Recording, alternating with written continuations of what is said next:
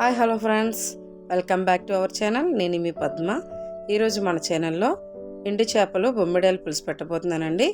ఈ ఎండు చేపల్ని ఇవి చిన్న చిన్న ముక్కలుగా కట్ చేసుకోవాలి. ఇలాగా నేను తీసుకున్న చేపలన్నీ కూడా ఇలాగా నాకు నచ్చిన సైజులో ముక్కలు కట్ చేసేసుకున్నాను.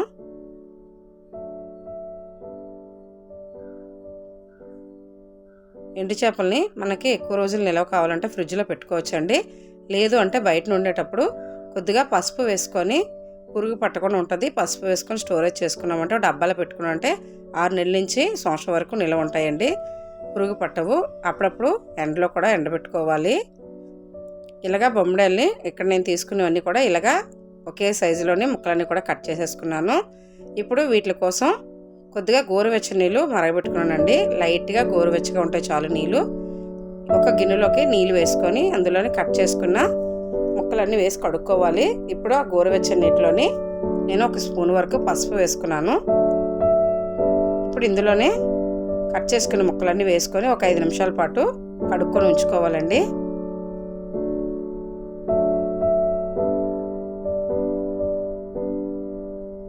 ఇప్పుడు వేసుకున్నాం కదా, ఈ ముక్కలన్నీ కూడా పసుపు పట్టేటట్టుగా బాగా కడుక్కోవాలి.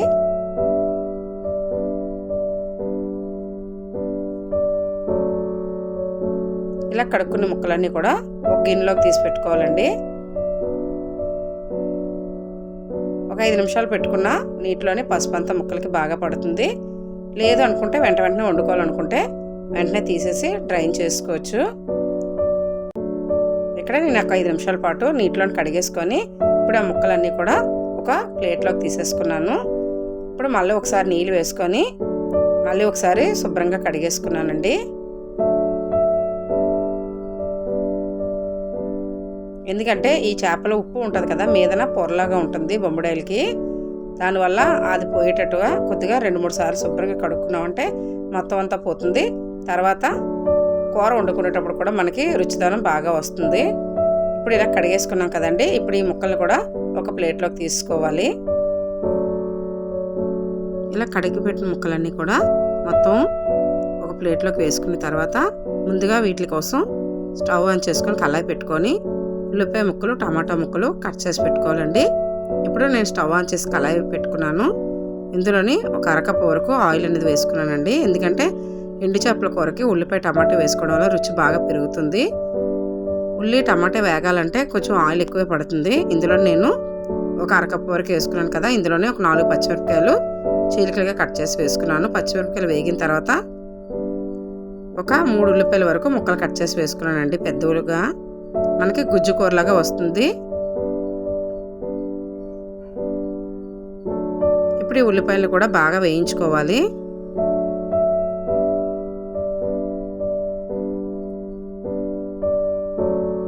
ఉల్లిపాయలు కలర్ మారినంత వరకు వేయించుకోవాలండి. ఎక్కువ క్వాంటిటీ తీసుకున్నాడు కొద్దిగా 1/2 టీ స్పూన్ వరకు ఉప్పు వేసుకున్నాం అంటే ఉల్లిపాయలు త్వరగా వేగిపోతాయి.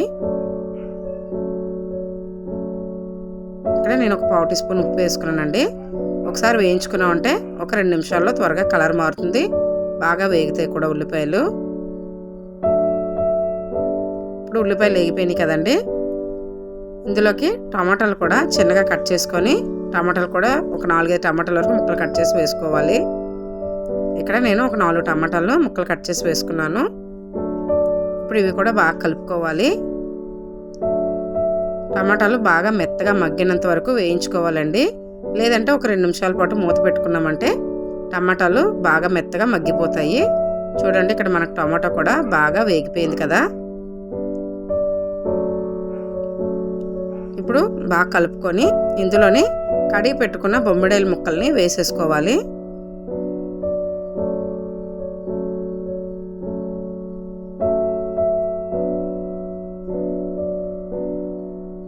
ఇలా వేసుకున్న బొమ్మిడాయలు కూడా ఇప్పుడు కడుక్కి పెట్టుకున్న ముక్కలన్నీ వేసేసుకున్నాం కదా, ఇందులోనే ఒక 1/2 టీ స్పూన్ వరకు పసుపు వేసుకోవాలి.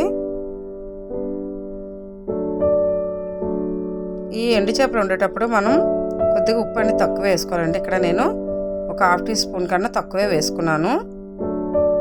ఉప్పు మనం లాస్ట్లో చెక్ చేసుకుని కూడా వేసుకోవచ్చండి. ముందుగా వేసుకుంటే చేపల్లో కూడా ఉప్పు ఉంటుంది కనుక ఉప్పు మరింత ఎక్కువైపోతుంది. కారం ఎక్కువ వేసుకోవచ్చండి. నేను ఇక్కడ 2 చెంచాల వరకు కారం వేసుకున్నాను.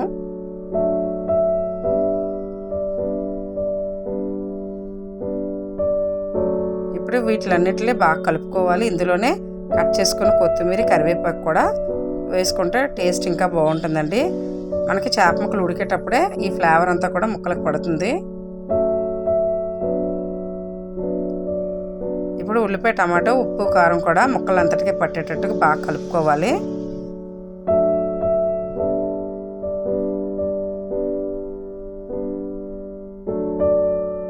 మనకి ఇక్కడ కర్రీ చూస్తుంటే చికెన్ కర్రీ లాగా అనిపిస్తుంది కదండి. మనకి చికెన్, మటన్ కన్నా ఎండు చేపల కర్రీ చాలా టేస్టీగా ఉంటుంది. ఒకసారి అన్నం తినేవాళ్ళు 2-3 సార్లు కూడా తింటారు, అంత రుచిగా ఉంటుంది.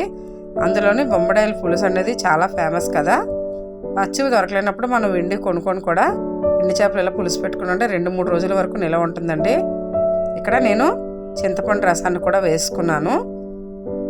ఇప్పుడు బాగా కలుపుకోవాలి.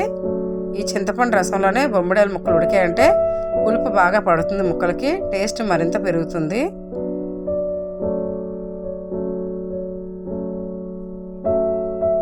ఇప్పుడు కూర ఉడుకుతుంది కదండి. ఈ పులుసులోకి నేను కొద్దిగా కరివేపాకు, కొత్తిమీర కూడా కట్ చేసుకొని వేసుకున్నాను.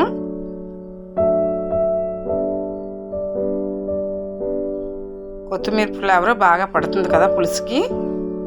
ఇప్పుడు ఫ్లేమ్ అనేది కొంచెం తగ్గించేసుకొని అటు ఇటు కలిపేసుకొని ఒక 4-5 నిమిషాల పాటు మూత పెట్టుకున్నాం అంటే ఎండు చేపల బొమ్మడాయిల పులుసు రెడీ అయిపోయినట్టేనండి.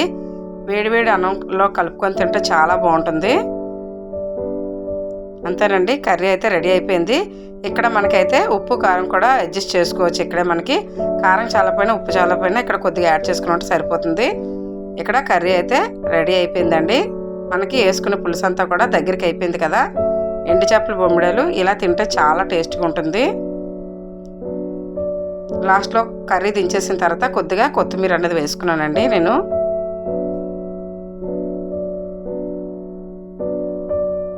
ఇప్పుడు కర్రీ అంతా రెడీ అయిపోయింది కదా. ఇలా వేడివేడిగా ఉండేటప్పుడే వేడివేడి రైస్లోకి బొమ్మడాయిల పులుసుని వేసుకొని తిన్నామంటే 2-3 సార్లు కూడా అన్నం తింటారు. చాలా టేస్ట్గా ఉంటుందండి. ఎవరైనా ట్రై చేయకపోతే ట్రై చేయండి. ట్రై చేసి ఎలాగొచ్చిందో నాకు కమెంట్లో చెప్పండి.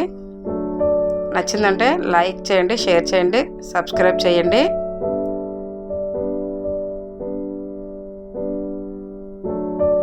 Okay, thank you for watching. Bye friends.